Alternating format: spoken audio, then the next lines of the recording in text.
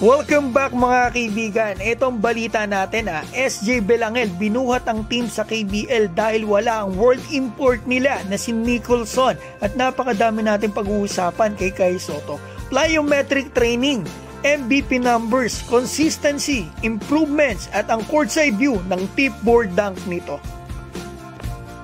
Simulan natin dito kay SJ Belangel. Ito po yung latest game niya. Kagabi lang to mga kaibigan. Napakaganda. Kasi mga kaibigan, wala silang world import na Nicholson dito sa game na ito. At ito, tumayong world import. Ang ating kababayan si SJ Belangel. Napakaganda na nilaro niya. Pinangunahan niya yung kanyang team sa puntos at sa assist. Meron po siyang 24 points, 5 rebounds, and 6 assists. Ito, nagkakaroon ng kumpiyansa. Yung si Maxwell na backup import ni Nicholson dahil sa ganda ng mga pass ng SJ at maganda rin yung pinakita niya, mga galawan sa game na ito. Kita nyo naman, napakagandang turnaround jumper kay SJ at nagustuhan niya talaga ito dahil mga kaibigan lumalamang sila. So yan, nakikita natin nakatras si SJ at sayang talaga mga kaibigan, sayang hindi to napasama sa another 4 players na dinagdag ni Coach Tim Cone para sa pool ng Gilas Pilipinas. Si Jordan Heading, sabi niya sa akin, I'll be ready kasi pinarating ko sa kanya na parang napadagdag siya sa pool ni Coach Tim Cone. So ito si SJ Belangel, sana sa susunod ay mapasama. So ito nanalo sila, walang Nicholson, pinangunahan ni SJ yung kanyang kupunan. Ngayon, punta na po tayo dito kay Kai Sotto. According po sa P21, nasa Japan na po ngayon ang trainer ni Kai na si Mel Lanting. And Kai will be introduced to plyometrics and more variations of exclusive training.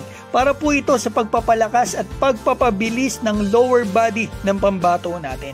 Sa nakikita ko mga kaibigan, sobrang focus ngayon ang kampo ng pambato natin at kita rin naman natin ang magandang mga resulta. Dahil dati nga mga kaibigan, napapansin ng mga fans, number 1, yung consistency ni Kai ang problema. One game ang ganda ng laro tapos next game pangit ang laro ni Kai. Pero ngayon, 6 consecutive games consistent, double-double pa at impressive ang laro niya.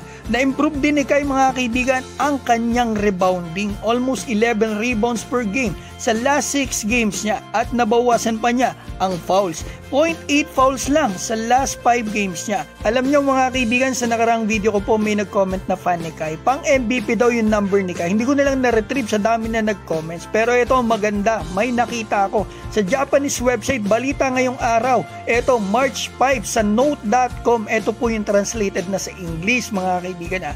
Ito nakasulat, anyone can see that Kai Sotto, whose performance and playing time were not stable after joining B Corsair, is now showing his true potential.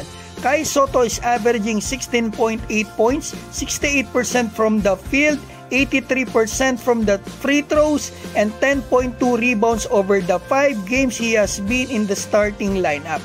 If this stat is demonstrated throughout the season, it will be enough for an MVP. Totoo yung sinabi niyan sa website na ito sa Japan mga kaibigan. Nung dumating si Kai dito sa Yokohama, hindi stable ang kanyang playing time. Pero ngayon, naipapakita ni Kai ang kanyang totoong potential. Sa average daw ni Kai na ito, namamaw talaga sa 5 games niya. Ito mga kaibigan, magawa lang daw to ni Kai ng buong season. Ito daw ay sapat para maging MVP si Kai. Para sa akin, yung laro at numbers ni Kai sa taas pa ng efficiency, field goals at impact, pang MVP talaga. Kung hindi man, candidate siya sa MVP o Mythical 5.